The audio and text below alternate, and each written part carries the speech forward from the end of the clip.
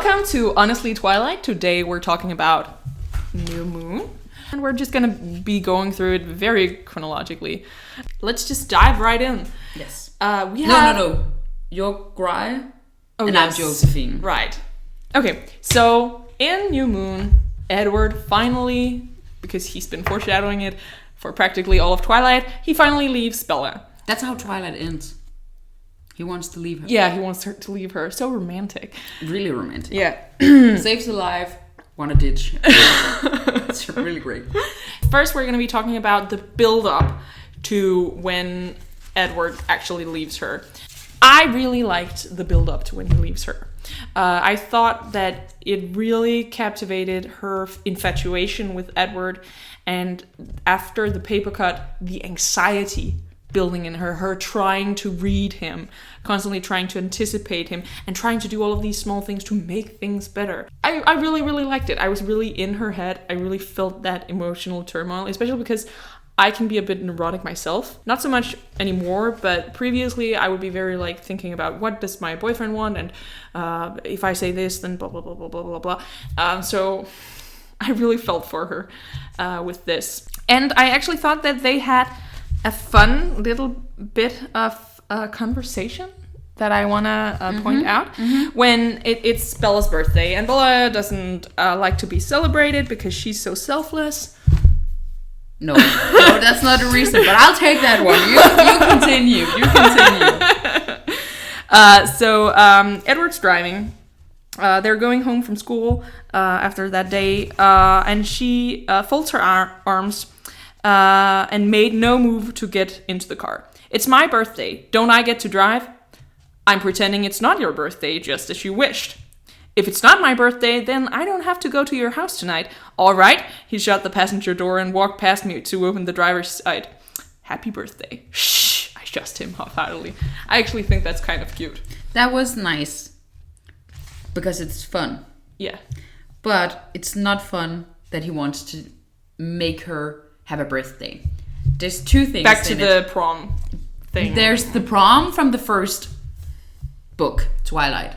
That was not cool. But this is even worse, because in both opportunities he had to in both episodes of this, taking her to things she doesn't want to go, he has the opportunity of telling her, and he doesn't.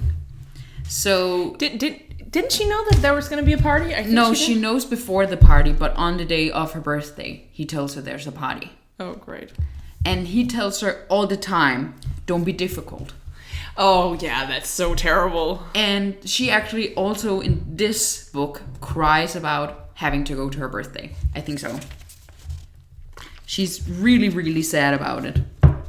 And she specifically told him and his family she doesn't want to have a party. And he gets mad at her for not wanting the party. And he tells her before they go to the party, everybody's really excited but you, Bella, so please don't be a bitch about it. Okay, he doesn't say it like that, but you know, that's the gist of it. Yeah. He's like putting feelings of joy, like pushing them down her throat, because she's being ungrateful that somebody wants to throw her a party she doesn't want to have. And that really made me angry, because that's just not okay. It's just like fundamentally it's not okay for somebody saying, like, the reasoning for not have her want, like, she's not wanting to have a birthday is stupid. It's because she's getting a year older than Edward is when he died.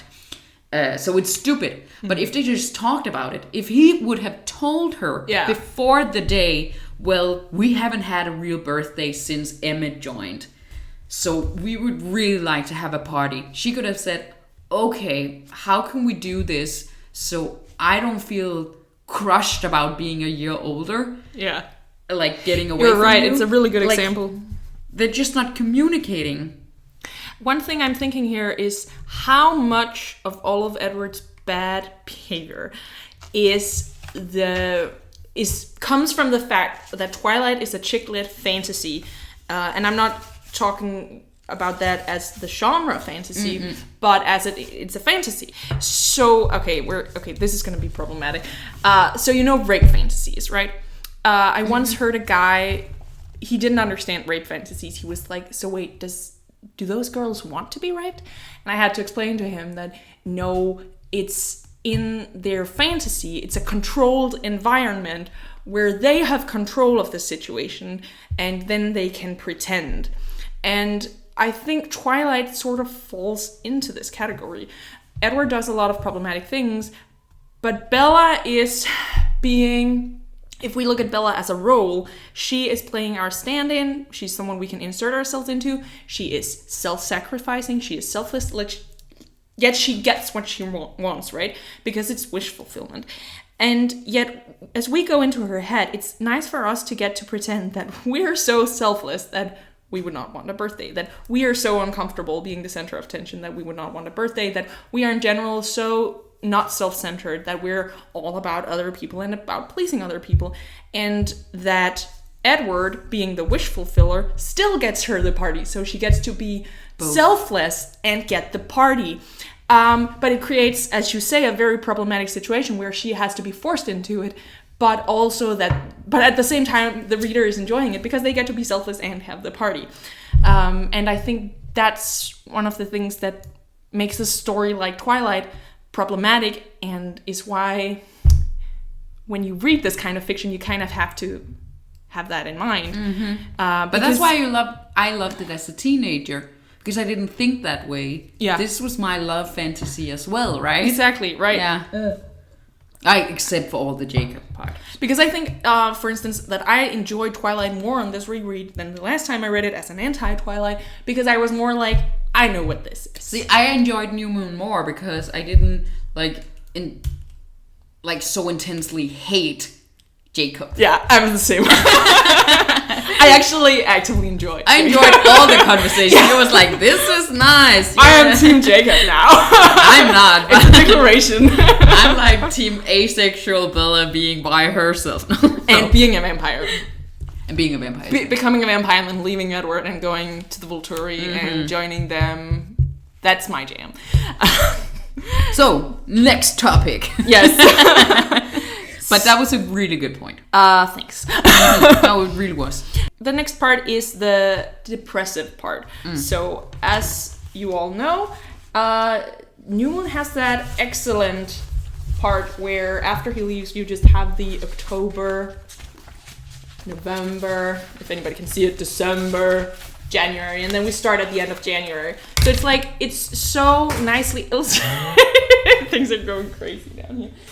It's so nicely illustrated how everything just becomes a blur. And I really enjoy Stumpy Bella.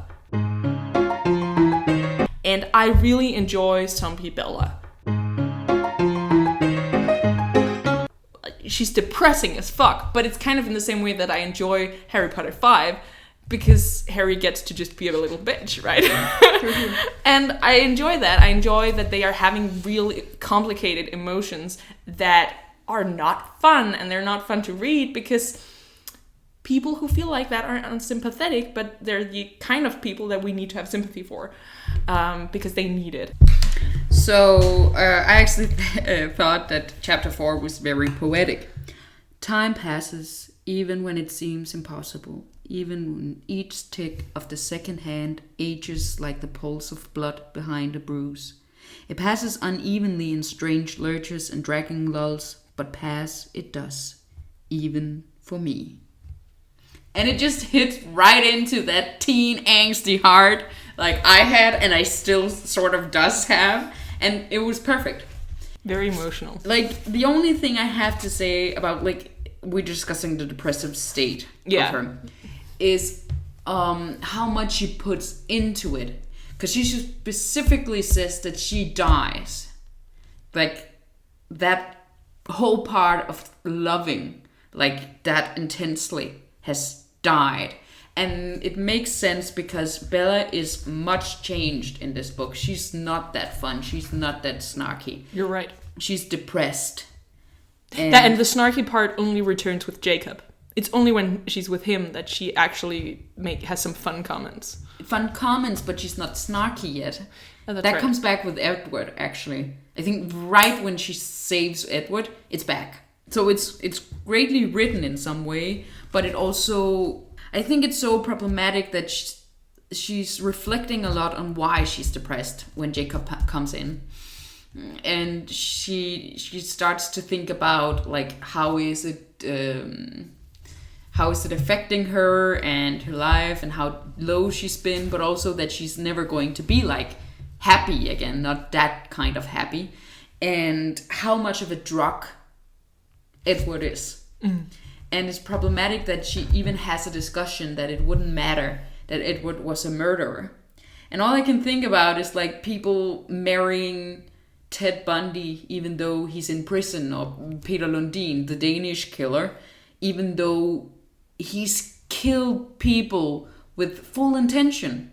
Like the intention was going, it was not like, oh God, my girlfriend is sleeping with another man rage. It's like full intention killing people. Yeah. And that's what she's okay with, because love. I think though that is problematic, to use that wonderfully popular word in these times, she's aware that it's problematic. Yes, she's aware, but she doesn't care. That's what she decides. Yeah. Yeah. See, that's the problem. She's just every bit a psychopath. But I think that's great. Kind of. I mean, I have to admit, we've talked about the Joker and Harley Quinn before. Yeah. And how that gross dark dynamic can be really fun to read. And I think that it is fun to watch a couple where it is kind of twisted. I think the problem comes because it's presented as being very desirable and very perfect, whereas the Joker and Harley Quinn is always presented as problematic, and that's where Twilight goes wrong. Yes. I think so too. Like, I get the love part, and especially when you're a teen, you never love as much as you do when you're a teen. Like, it's very intense. It's so intense, and you actually do feel like you're dying when someone breaks up with you, or when your friend is saying she's going to the movies with you, but then she goes with Charlotte, and you fucking hate Charlotte for the rest of your life because she took your best friend from you. Like, there's nothing more intense than being a teenager. Yeah, it's true. So it feels very honest to the age group, but it's also a weird way of explaining that everything is okay. You can forgive people because love. And today, I don't agree with that. There's a reason why people break bonds with their families. Yeah. Because sometimes blood isn't thicker than the feeling good. Or the family you create yourself. Exactly. So the depression, through the depression, there's a lot of thoughts, but the thoughts come to the conclusion of that it's okay because it was because of love. Yeah, and that it's totally fair that she feels this way, and there's no blame toward Edward, because of course she was just not enough. Yeah, she was not enough. She's horrible. She's ugly. She's boring. She also have these feelings of her body is like, that's why her birthday is so problematic, that her body is sort of composting. She's not saying that, but it's like, it's that feeling that her meat is garbage because it's turning old and by the second. Yeah, exactly. It's like it is like a raisin, right? It's a grape first and then it shrinks. Yeah. Belle of the raisin. Yeah. That's a very, very good point. That, but also a good point about depression. I actually think. I mean, I don't think that's what Stephanie Meyer was trying to do. But in depression, you can really find a lot of reasons to keep yourself in the depression, and it can be very self-deprecating and like dragging yourself down when you should be trying to get out of it, right? And also thinking you're really good at hiding it. Yeah, she's just not. But I love her reaction to finding out she's horrible at hiding it. And how much pain she actually caused by it. Yeah, because Charlie is so sweet when he finally, in the first chapter after Edward leaves her and after the time has passed, Charlie is like, enough is enough. I'm sending you out of Forks back to Phoenix because you're not okay and I don't know what to do. You need to be with your mother. I love Charlie. I have written it here. He is so great. I want to be Charlie as a dad, just talking more with my kid. You can be a Charlie mom. I want to be a Charlie mom. Yeah. Not leaving my kid as much before like they're in the teens, because, you know, kids need space.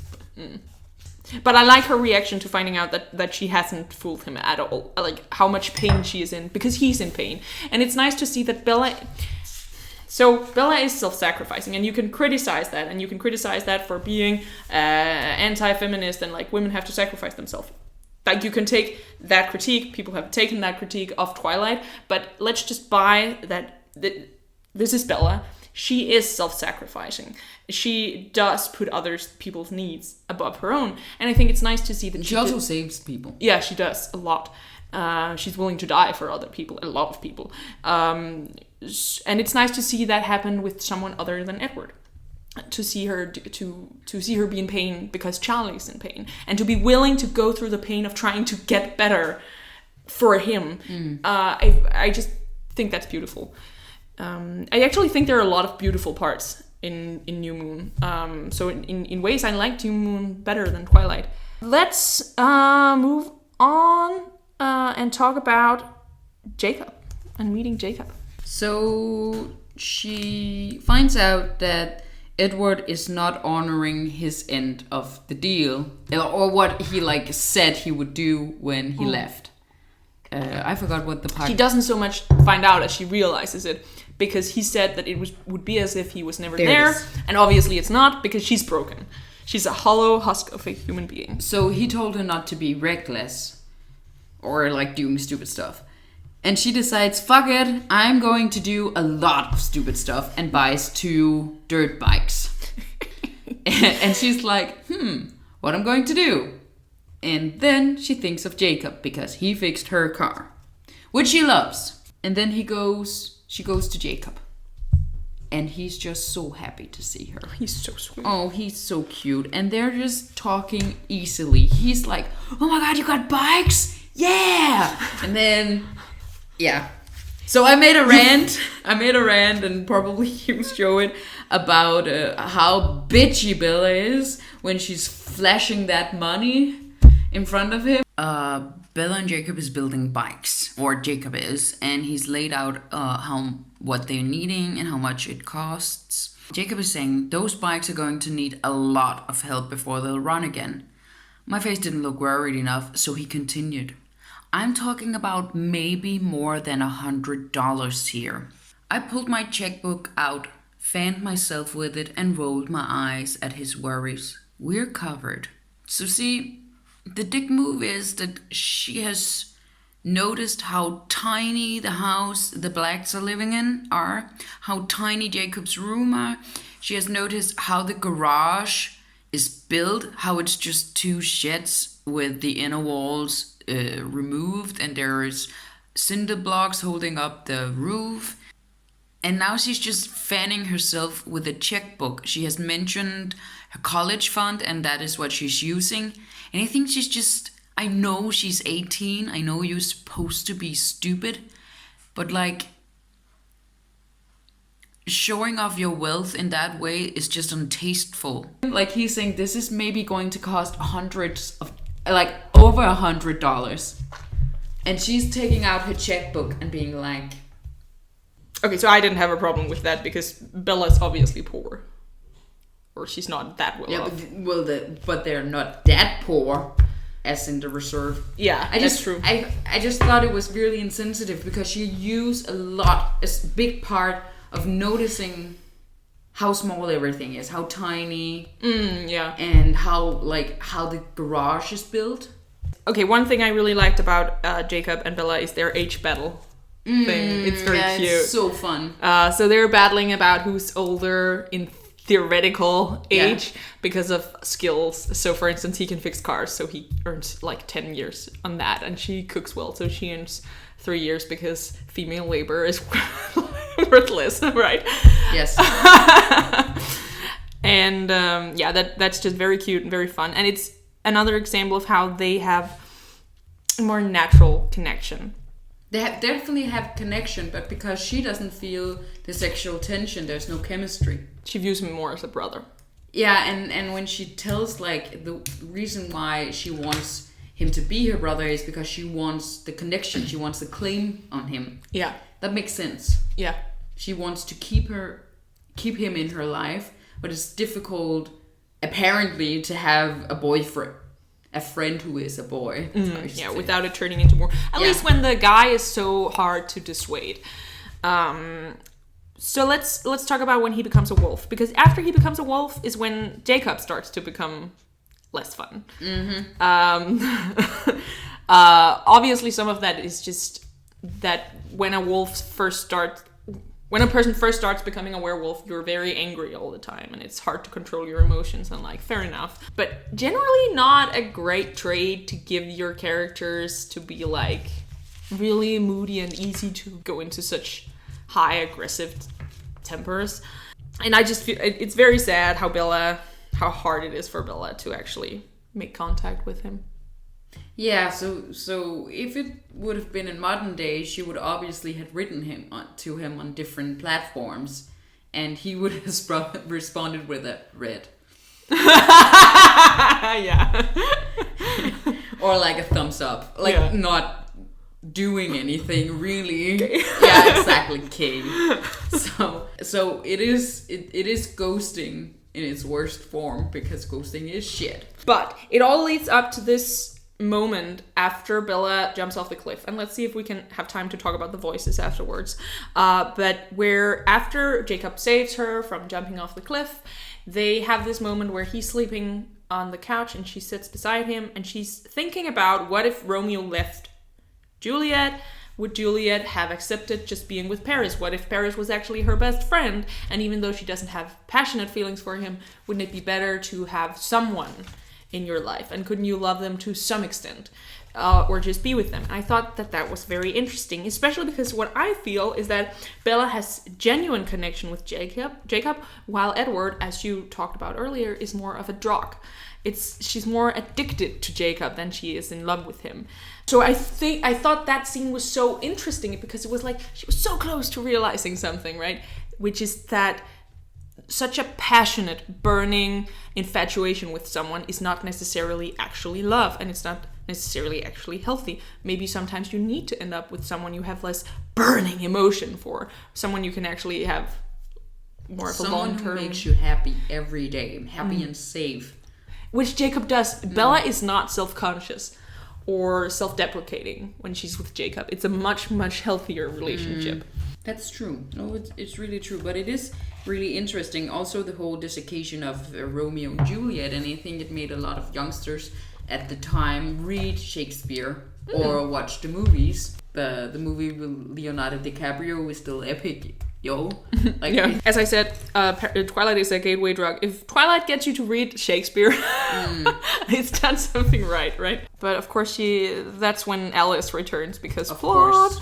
It would have been very interesting if she'd actually started to go down that route, and Alice had then returned. But Bella can't be sullied, like, through the plot.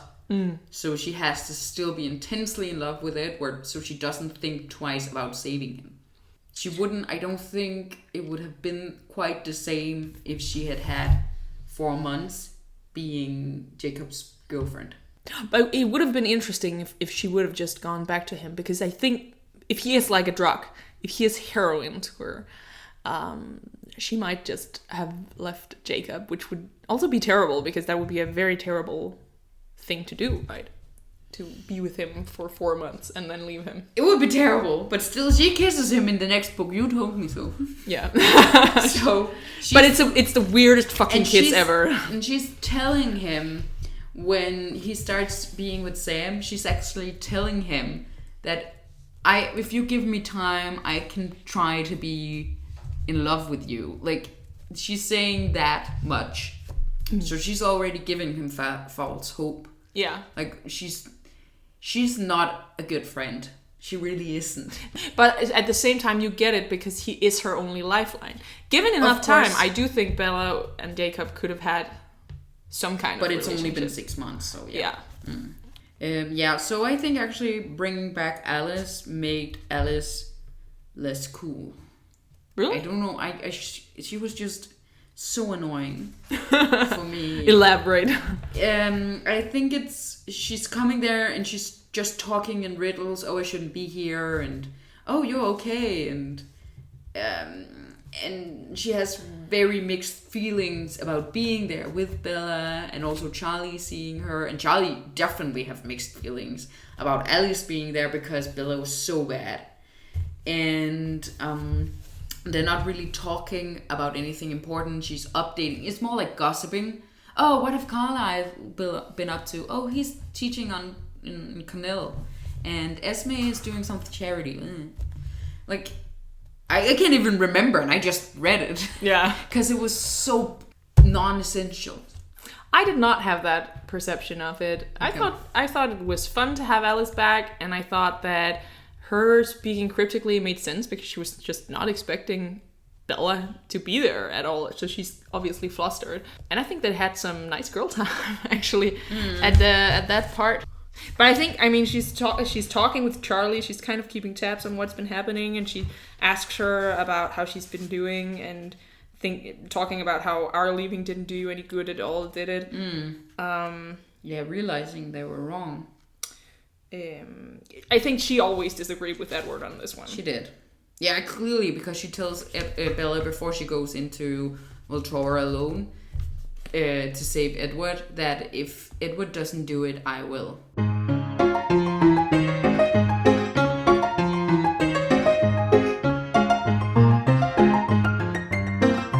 Yeah. So clearly she disagrees. So I disagree with you. I like Alice. I like Alice in this part, and I like them on the plane ride. Really? Yeah. I mean, I don't have any parts to actually defend myself right now because that's okay. I don't have any parts to like. It's a feeling, right? Yeah, but you get different feelings from reading, and that's okay. I've always been partial to Alice because I mean she's the nice boyfriend's sister, right? She's a sweet character. She likes Bella. I think maybe it was because she lost all of her bubbliness. But doesn't that make sense in this scene? Of course it makes sense, but she just lost it. Like the Alice who returns, and that goes for Bella as well, is not the same as when she left. They're always avoiding the topic of Edward until Edward wants to kill himself. And she's not... I feel like bubbly Alice returns the moment they're with the Volturi. The moment Edward doesn't step into the sun, she comes daintily like the little gazelle that she is, and she's up in the Volturi's But that's face. when she turns good again. Yeah, but doesn't it make sense that in the period where first she thinks Bella is dead, and then she finds out Bella is alive, and oh shit, I shouldn't be here, and Bella is a mess, and then Edward is in danger. I mean, it makes sense for me that she's not the bubbly character that she used to be. I just feel like she's a chess piece. She needs to be this a little broody, little disoriented, not really wanting to be there in some sort of way, like knowing this is a mistake. And all because she has to be there for Bella to know that Edward will kill herself. And I know that's how plot works. I know it. And I didn't feel this way the first time I read it, but dissecting it. But I mean, one thing doesn't really happen without the other. If Alice doesn't see Bella jumping off that cliff, she doesn't go to see her. If Alice doesn't go to see her, Rosalie doesn't tell Edward the thing. So I know. It's just it's more of a cause and reaction. Alice just. She lost something in this bit. Look forward to Eclipse. I think she'll be back. She comes back. Yeah, I think she comes back. I know that. One thing I didn't like was that Alice apparently has gone into her past to know who she was, because she didn't know how she was turned an vampire. And they just stopped talking about it. And then Bella, she doesn't want to ask, or she actually says, I don't know what to say. And she doesn't. And then they stop talking, and Alice is changing, or Alice is just changing the subject. And I was like, fuck, Bella is such a bad friend. She's such a bad friend. She is. It's amazing. And like how bad, like she's not only is she not communicating with her boyfriend, but she's not communicating with anyone. So Alice is saying the date on the admission and the date on my tombstone are the same. I didn't know what to say, and after a short pause, Alice moved on to lighter topics. But on the other hand, what would you say? I would be like, how do you feel about it? Yeah. Like, I know that's very like doing it therapeutic or psychiatrist way. Like, how does that make you feel? But that would be the way if you were talking with your friend and it's very emotional. Like seeing your own tombstone, but not remembering your past life. Finding out you had a sister and there is still a niece alive. And that's it. But she doesn't ask anything. She doesn't say, how does it make you feel? There wasn't room in the book. Yeah, maybe there wasn't room. I get that. But why then bring it up? Yeah. Why have it being a plot point? It's a good point. Bella isn't the best of friends. And sometimes because of the plot demands to be moving on, but she's just so much in her own head, which I think again is very much believable. It's very believable for a teenager. I True. think teenagers are very much in their own head. Well written from a teenager's perspective, which it is, and every time you have first person narrator, there will be lies because that person will be unreliable on certain points. That's nice. It's best when it's intentional, though. Yes. Because I don't think that Bella being a bad friend is always intentional. No, true. Yeah, okay, so saving Edward. Well, Tori. Yeah. Best part of the book. I love Arrow. Oh, yeah. He is a psychotic character. I don't know what to think of him because I don't know if he's genuinely just having fun and death just doesn't touch him anymore and dying doesn't seem like such a big deal for him anymore, or as you say, if he's psychotic, like because he's definitely I tried to I made Jane do this to me once. Jane is the vampire who can make people writhe in pain. Yeah. And he's like, I tried to make Jane do that to me because he needs to know what he's torturing people and the other with. two is just like stone facing, being like, oh, let's get this yeah, Caius and over Marcus with. are kind of boring. Shut up, Arrow. They broke the rules. They're robots, essentially. But I don't dislike the relationship between them at all. Like I think it's cool. There's this weird like triangle of leaders. That's a circle. of leaders. They work well together. There's the weird talking bubbly one who doesn't see right and wrong the same way as we do. Yeah. And then there's the other two who doesn't know why they're dealing with such petty squabbles. It works really good. I also like Arrow because it seems like he likes it best when people get along. He's not the kind of psycho who actually likes discourse, I think. But he's definitely not. No, because they made the rules, right? Yeah. Rules which are clearly taken from an interview with a vampire. Yeah. As it comes abundant in Breaking Dawn. It also kind of makes sense. Don't show yourself. Don't make babies into vampires.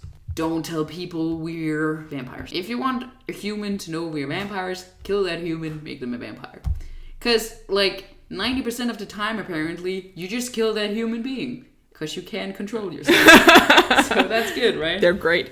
He generally thinks there's some good qualities in both Bella, Edward, and Alice. He wants to make Bella a vampire because she has abilities. She can resist their powers. Yeah. And I think it's weird that she's not resisting Alice's psychic powers. Yes, I was thinking about that as well. It doesn't really make sense. But I think that's something that's tacked on in this book. Because I think the original idea was just that she was just the one person he couldn't read the mind of. And now it's a thing. Yes. But since it was already established in the first book that Alice can see her future, you can't change it. No, but I like them. The relationship is good. They're showing a lot of power. We can be ourselves in the midst of this city. Yeah. In a tower, and there's a human girl guarding it. Yeah. Like, it's immensely cool. And which is why interestingly nothing much happens at the end of this book, but because the Volturi are so badass, it still feels like a climax, right? Because it feels very threatening. True. But unfortunately the payoff never comes in the series, because if Breaking Dawn had been like this full out climactic battle, this then, would have been okay. Okay anti-climax. Yeah, exactly. But now it's just kind of again. Yeah. Because we know it's coming Yeah. again. Yeah, 3 times. And then, of course, they returned back. But no, also I think she actually understood royalty in Europe, because that's not a thing you really understand in the US normally. Like, that's how it is. Like, I don't resent our royal family. I think it's kind of cool. And they're there, and they get our money to be there, to be kings and queens, because they were born that way with those genes. Like, I think it's cool. But also, maybe it's a little weird for other people. I think Americans know about the concept of royalty. They get it. Do you get it? Do you get it? But they don't have it, right? They have No. Bill Gates and Yeah. Steve Jobs. And They have democratically Instagram elected royalty. people who, like, what they have... No, yeah. But what they have is, like, people who built themselves up. What we have is, like, leaders who go back to Vikings. And because of that... And all the inbred, it's just A-okay, right? Like, we still have personal grudge to the Russians for killing the Tsar. Oh, yeah. Because we had Danish queen before Nicola died. We like, Isn't she like the only one that survived? yeah, she wasn't. Yeah. She It's was, that Viking she blood. went away. Yeah. Okay, one thing I really want to get to is actually how Bella really takes charge at the end. Because the true climax of the story is the answer to the question, will Bella become a vampire? Because the book starts with Bella in the very first chapter being like, I don't want to grow older, I want to be a vampire. And in this climax, she's like, this is not just about Edward and me anymore, I'm putting it up for vote. And she's forcing this, even though Edward obviously doesn't want this to happen. And she's like, Carlisle, will you turn me if Edward doesn't do it? And Carlisle is like, yes, I will do it. And the others agree that this isn't just about Edward anymore. No, because they're all going to die. Because the Volturi tells them that if Bella doesn't become a vampire... They've broken the rules. Yeah. So I really love that. Again, it shows agency. It's kind of like how in the first book it was her plan that they went along with. Here, it's her putting this up for vote, and she is seeing that the logic that she has to become a vampire, and Edward again being a little bitch about it. But I also think Edward is kind of happy about it. Because now he doesn't have a choice. Yeah, he's taking it away from it. He doesn't actually have to make that choice, and he does. So I think that shows that he does want her to be a vampire, and that softens me to Edward, because as Bella says in Twilight, in a relationship you have to be equals, and there's something unequal about one being a vampire and one being a human.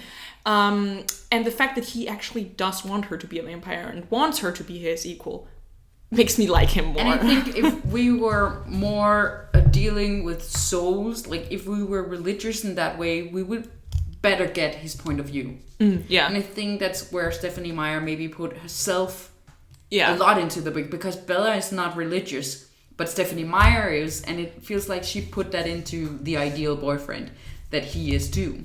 Yeah. And she would like her dreamboat to care about what happens to her soul, even though she supposedly should live It's very forever. interesting that she picked to have a main character who's not religious. Yeah, and then push, like, very silently. It's not a bad way, right? It just makes you think about religion and souls. She push it in through Edward. I actually think it's nice how, for instance, Carlisle says that he disagrees with Edward. So there are different perspectives. So I don't feel that the religious part is pushed upon you. But I think, too, she was shunned in some way. Yeah, from the Mormon society. It was something to do with the sex scenes in Breaking Dawn, because they were too... Yeah. Though they're not. What do we think of Edward at the end of New Moon? I guess I still think communication is a problem. He shouldn't have gone. Yes. And again, it was because they didn't talk. And the day, like, he broods for 2 days. And then Bella is like, fuck this. If he wants to talk or no, I'm talking with him today. And then he chooses to leave. Yeah. That's when he breaks up with her. And she doesn't get a say. Like, I know when you break up with people, you don't get a say. But normally, there's like... a discussion. or you slam the door. And then his toothbrush is still at your place. Or like his books. And then you gather the books and you text. Let's meet, or like no matter what, you still have some connection to There's them. no closure here. There's no closure. And I think that's also part of why she's so broken. Because you need that closure. You need to have that discussion. And when you break need to up know with that someone. it's coming. What she was imagining was that they were going away together. Yeah. What he's saying is, you're staying here. And she doesn't get it. It's so heartbreaking. I actually think the two first book, it's not bad, but you just need to know, like what you told, that it's a fantasy romance. It's what you want. Maybe if you're feminist, but you still kind of want the man to be a little in control. Like, that's what you want. And it teaches you a lot about communication, actually, because even though I didn't know what was communication, I knew that there was stuff they needed to talk about as a teenager. But I thought they could work it out. Today, I would love to have Edward have more personality than being self-sacrificing. And actually talking about the things and talking about the giving up her life.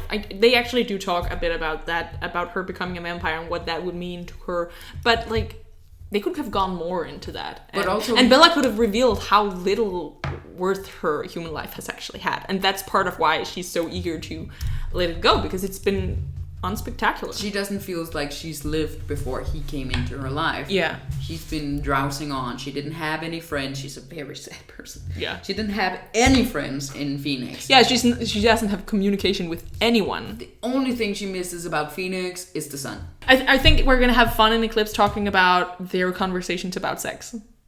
Yeah, maybe. Because I think you'll have some points on that. I look forward. Yeah, maybe. I look forward to Eclipse, actually, because that was, in my opinion, the worst book. Which I think is so interesting. I think it's one of the... I think I didn't care for it because I knew the outcome. Yeah, because the whole conflict is Edward versus Jacob, and she's and gonna there was no pick battle Edward. for Yeah. me. Yeah. And there still is. There's no sexual feelings toward Jacob. There is thoughts about how this could be love. And I think that's more like arranged marriage in some way. Like, you don't know the person and then you're not forced, but that's how system sometimes works. You live with another person and you start to be compatible.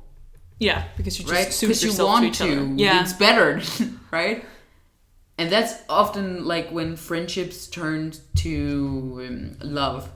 Because you've known each other for 3 years, you've done stuff together, been drunk together, whatever, partied, and then one day you're like, wow, damn, this is a kiss. And it's very fortunate. I keep saying insta-love because it's so stupid. Because I met my husband, and 14 days after we met, and one coffee meeting, we were dating.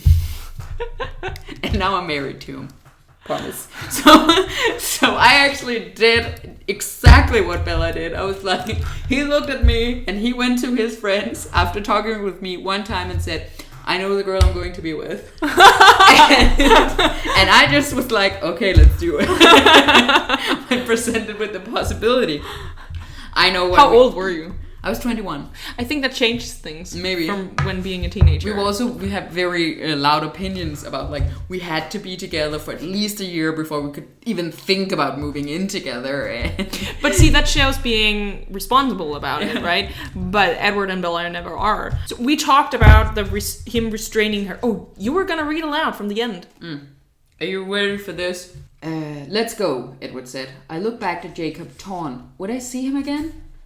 Sorry, he whispered, so low that I had to read his lips to understand. Bye, Bells. You promised, I reminded him desperately. Still friends, right? Jacob shook his head slowly, and the lump in my throat nearly strangled me. You know how hard I've tried to keep that promise, but I can't see how to keep trying. Not now. He struggled to keep his hard mask in place, but it wavered and then disappeared. Miss you, he mouthed. One of his hands reached toward me, his fingers outstretched like he wished they were long enough to cross the distance between us. Me too, I choked out. My hand reached toward his across the white space. Like we were connected, the echo of his pain twisted inside me. His pain, my pain. Jake, I took a step toward him. I wanted to wrap my arms around his waist and erase the expression of misery on his face. Edward pulled me back again, his arms restraining instead of defending.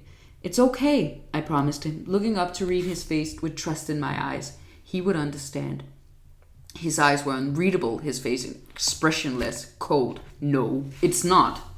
Let her go, Jacob snarled, furious again. She wants to!